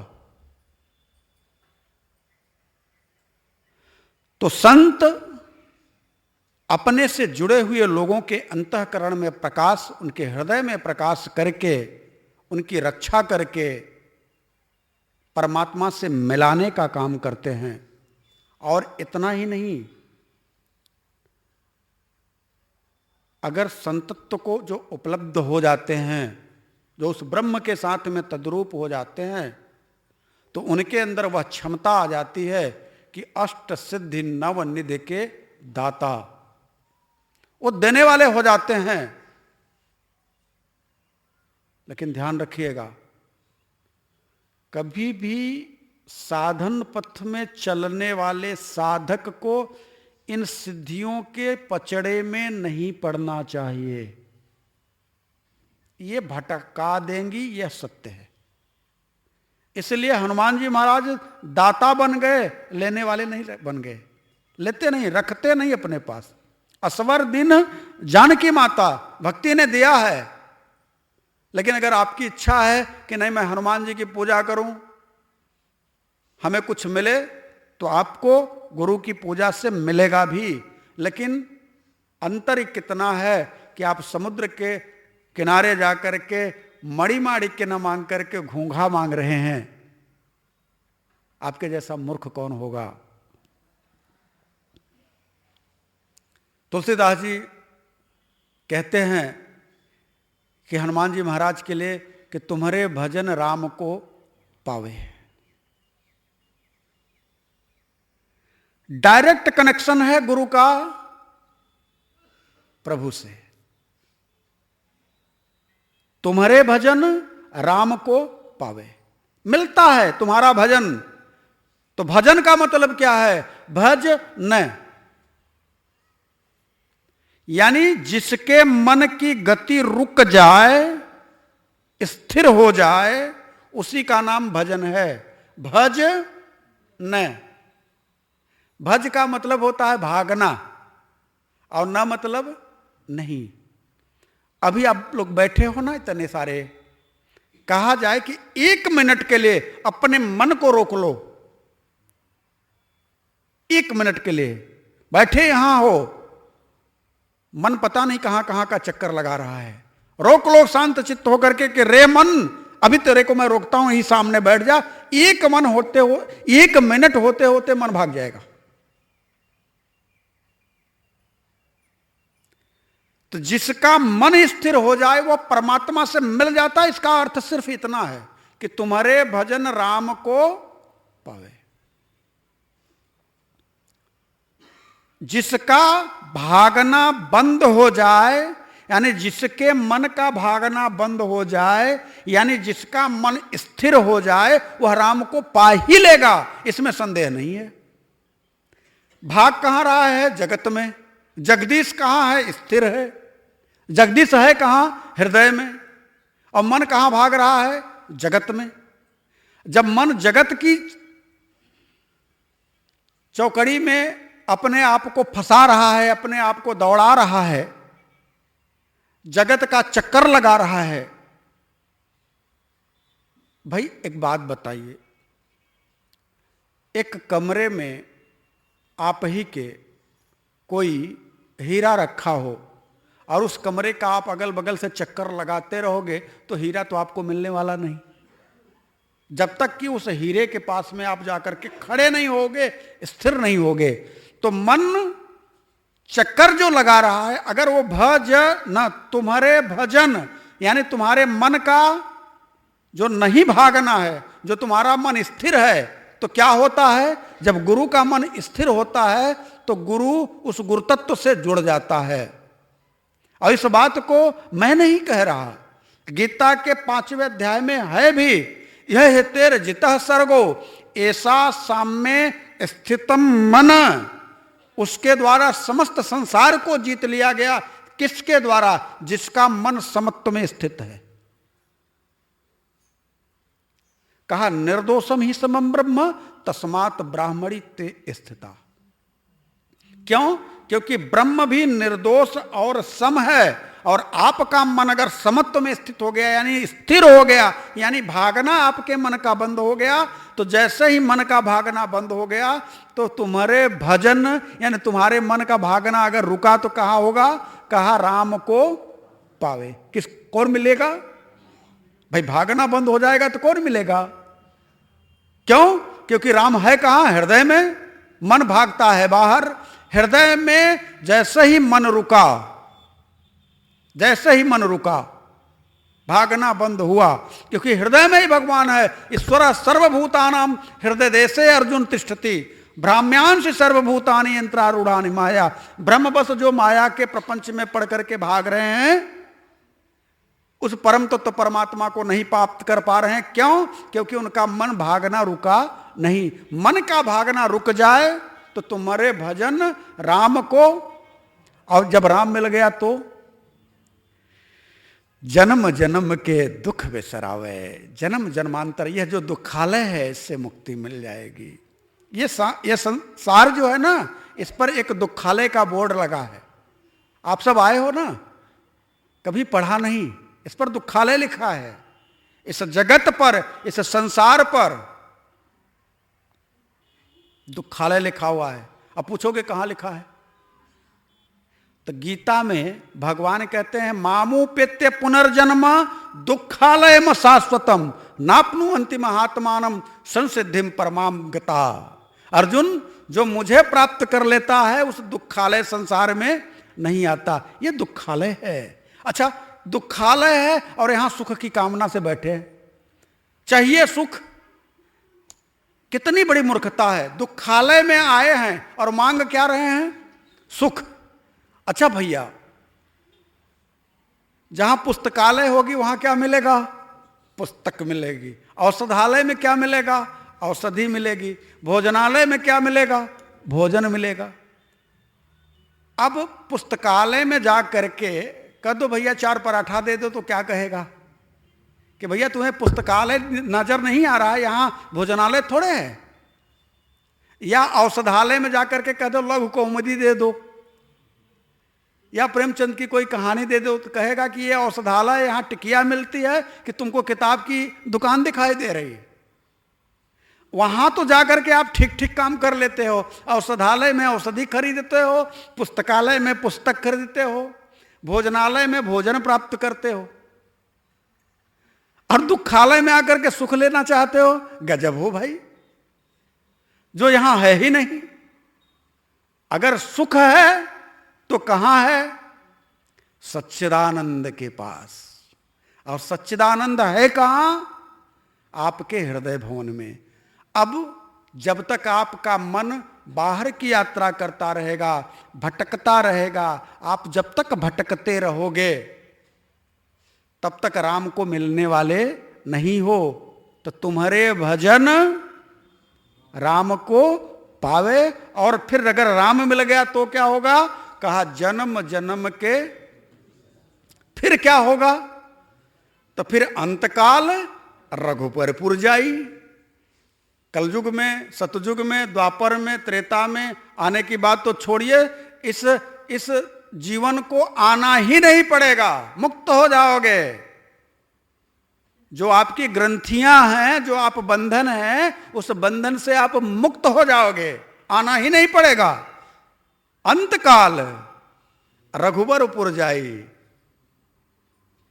और अगर इच्छा हुई तो कहा जहां जन्मेंगे हरि भक्त होकर के आएंगे। अगर आने की इच्छा हुई तो, अगर संसार में आना चाहते हैं तो किस रूप में आएंगे? हरि भक्त के रूप में आएंगे। ऐसे सदगुरु हनुमान जी की कृपा को अगर प्राप्त करना है तो अपने हृदय भवन में गुरु की वाणी को उतारो, समझो। और जिस दिन गुरु की वाणी उतरे कैसे? उसके लिए 2 पैमाना है, 2 पर पैमाना है। और वो दोनों पैमाना है क्या? श्रद्धा विश्वास रूपिणो। श्रद्धा और विश्वास का। श्रद्धा कैसी हो? तो कहा पार्वती जैसी श्रद्धा हो। कैसी श्रद्धा हो? पार्वती जैसी। जन्म कोटि लग रहूं कुमारी, बरौ न शंभु। ऐसा है ना कुछ, जन्म कोटि लग रगर हमारी, और बरौ न शंभु न तो रहूं कुंवारी। विचार करिएगा, रगर श्रद्धा कैसी हो कि पूरी तरह से हमारा समर्पण परमात्मा पर, इतनी श्रद्धा, मतलब भटके ही न। अब विचार करिएगा कि अगर श्रद्धा भटकती है तो बिखराव होगा, और जब बिखराव होगा तो न गुरु मिलेगा, न गुरुता मिलेगी, न गुरु मिला, न गुरुता मिली, न गोविंद मिलेगा। इसलिए श्रद्धा का, विश्वास का जो भाव गोस्वामी तुलसीदास जी ने कहा, शुरू में ही कहा, श्लोक में रामचरितमानस की जब रचना करने लगे तो उन्होंने कहा भवानी शंकरौ बंदे। कैसे कहा? कहा श्रद्धा विश्वास रूपिण।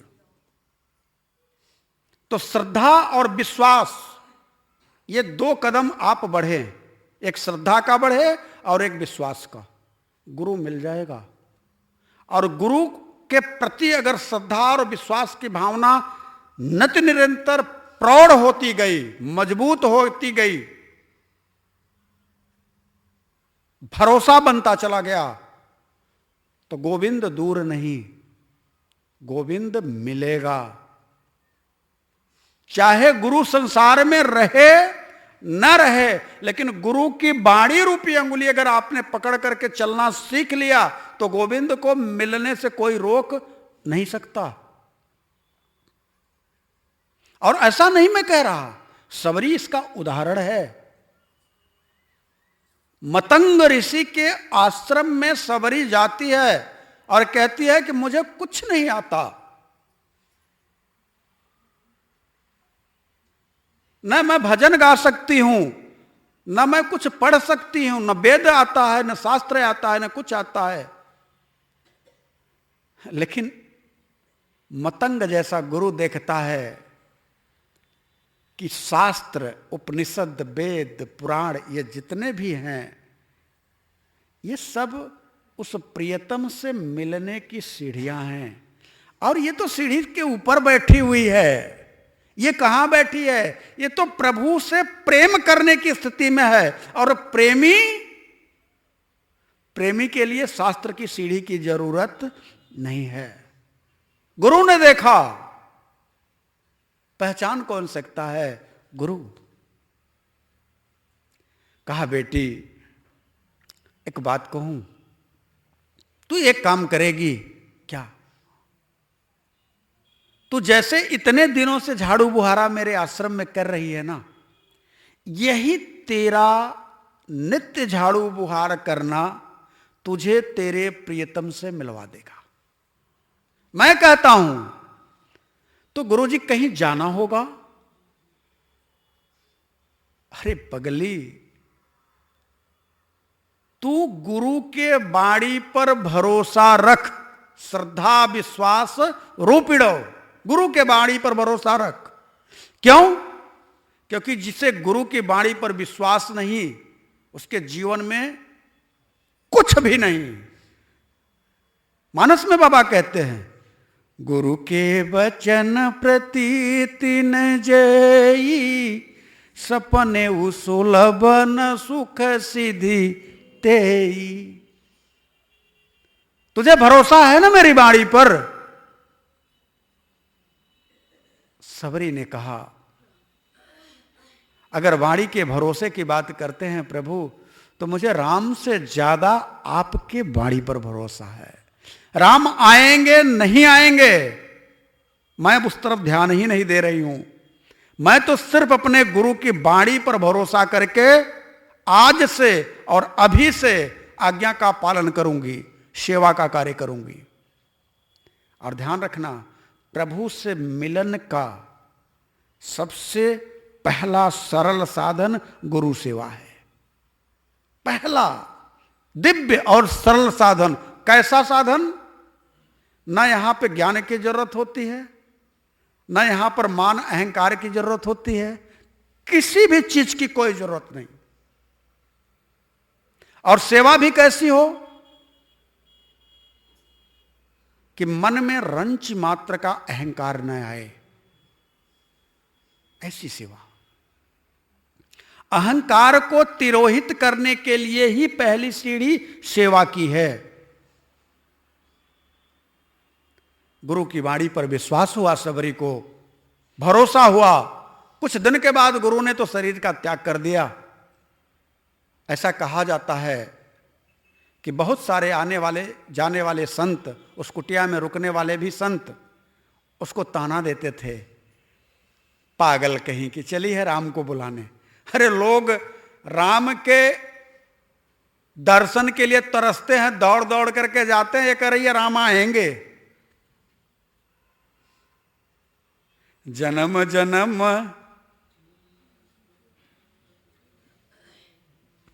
एक जन्म की बात नहीं, एक जन्म की बात नहीं, मौन को धारण करने वाले मुनियों की बात कर रहा हूं।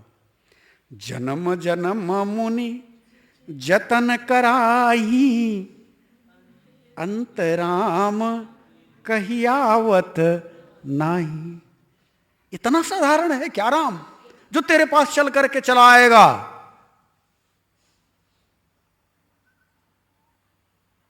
सबरी ने कहा राम आए ना आए, अब तो मेरी राम को बुलाने की कामना भी समाप्त हो गई है।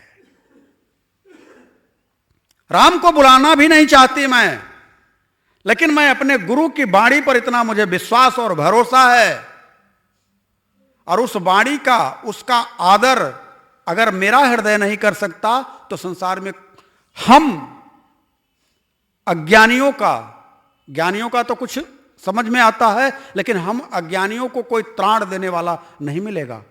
इसलिए मुझे अपने गुरु की आज्ञा का पालन करना है। वृद्धावस्था है, राम को रास्ता भटक करके आना पड़ा।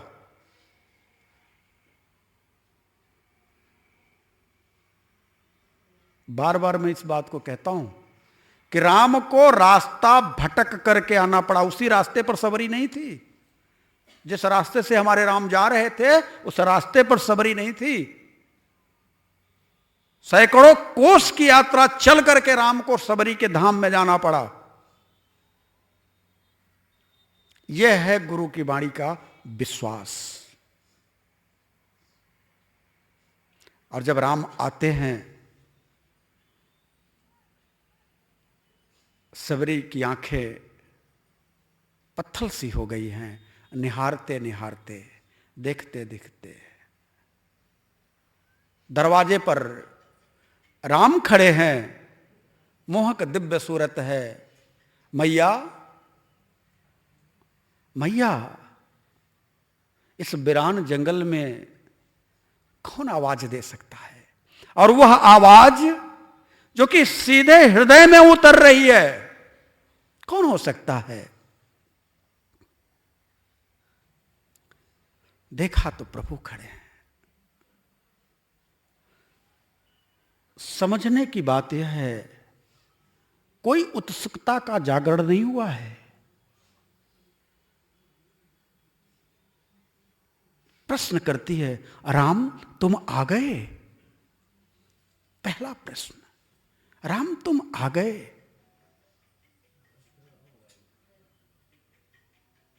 हाँ मैया आ गया।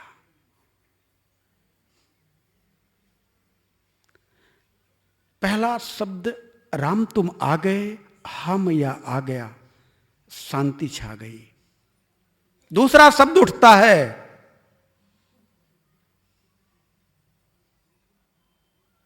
अब किसी भक्त से मिलने की इतनी देरी न करना।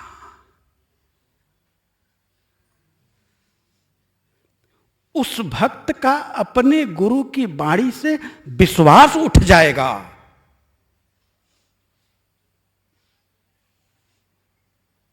दूसरा शब्द, राम चुप हैं, निरुत्तर हैं।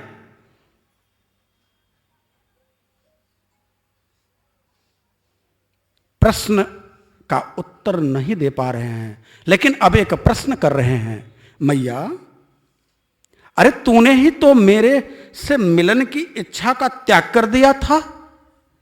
तेरे अंदर की तो कामना समाप्त हो गई थी मुझसे मिलन की। उत्तर मिलता है, लाला हां बात सत्य है कि मेरे अंतर हृदय में अब तुमसे मिलने की इच्छा समाप्त हो गई थी, लेकिन मुझे तो अपने गुरु की वाणी की मर्यादा की रक्षा करनी थी। इसलिए मैं अपने गुरु की वाणी की मर्यादा का नित्य निरंतर रक्षा कर रही, इस वृद्धावस्था में भी चला नहीं जाता। भगवान ने कहा, मैया अब तुझे चलने की जरूरत नहीं, तुझसे चला नहीं जाता ना, तेरे जन्म जन्मांतर की यात्रा समाप्त हो गई, अब तुझे कोई यात्रा करने की जरूरत नहीं है।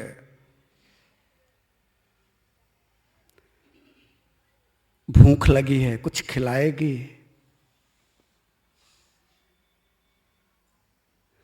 अब एक भाव यहां उठता है, थोड़ा समय तो हो रहा है, 5 मिनट और लूंगा आप सबका। एक भाव उठता है, ये मेरे मन का भाव है। ऐसा कहा जाता है कि सबरी ने बेर खिलाए, ऐसा कहा जाता है, किसी ने देखा तो नहीं ना, लेकिन ये कहा जाता है कि सबरी ने बेर खिलाए।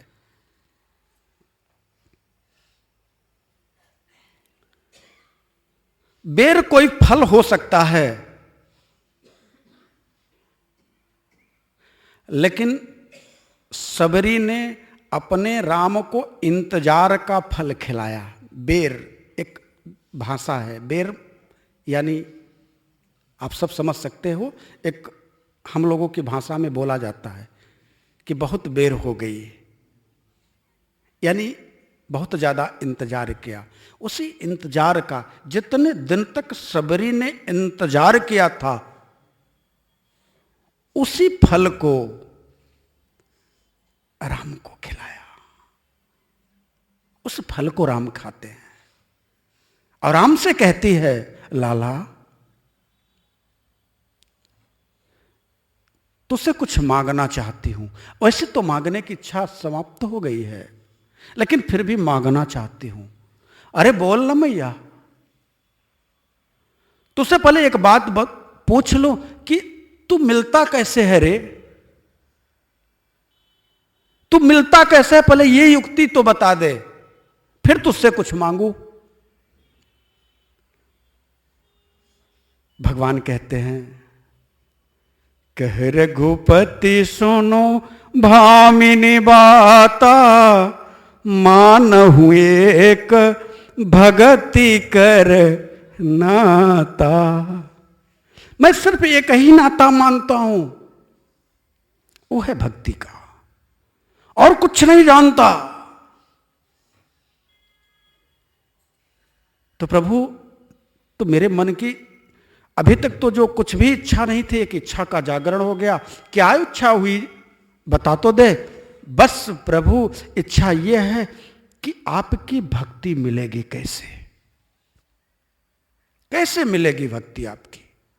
क्या उपक्रम है कि आने वाली पीढ़ियां आपकी भक्ति को प्राप्त कर सके?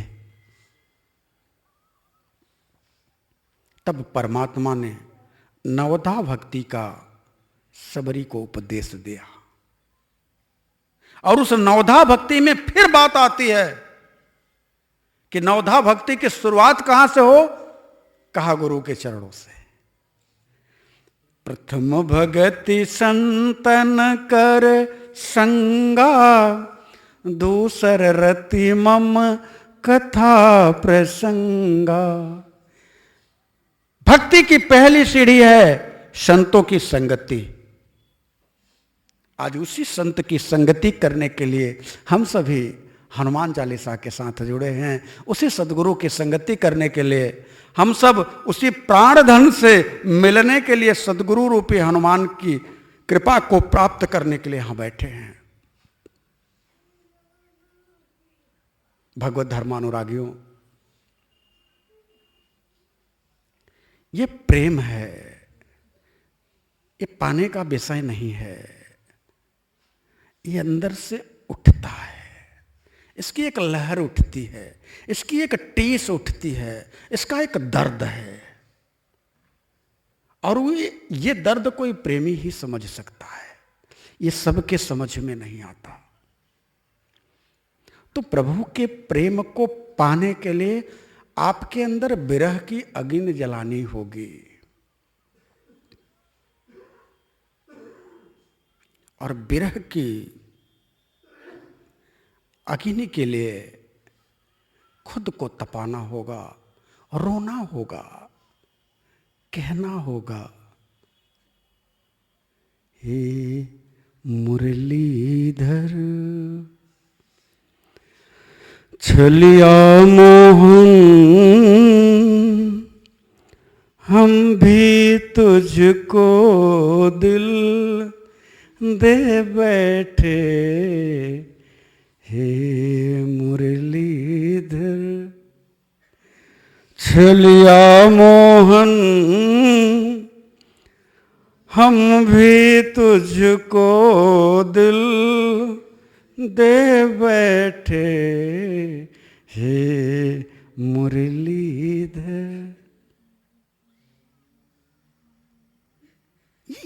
ये कहना होगा, ये अंदर में महसूस करना होगा। तड़प पैदा करनी होगी, और जब तड़प पैदा होती है तो सबरी की तरह प्रश्न उठता है, और जब प्रश्न उठता है तो प्रश्न भी आपके ही अंतःकरण में उठे। जरा तो इतना बता दो प्रीतम, लगी है कैसी लगा रे हो, जरा तो इतना बता दो प्रीतम,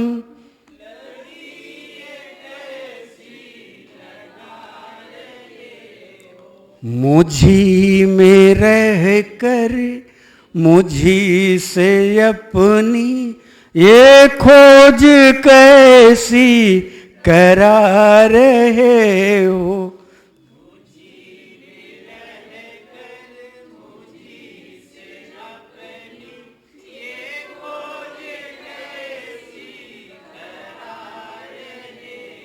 विश्वास के साथ कहता हूं, विश्वास के साथ कहता हूं। भजन का मतलब है कुछ कुछ होने लगे। जिसके जीवन में कुछ कुछ हुआ नहीं, उसका प्रियतम से मिलन नहीं हो सकता। कुछ अकेले में होने लगे, कुछ हो, ये अंदर की बात है। ये मैं जानूं या वो जाने। आज के लिए बस इतना ही। हरि ओम तत्सत।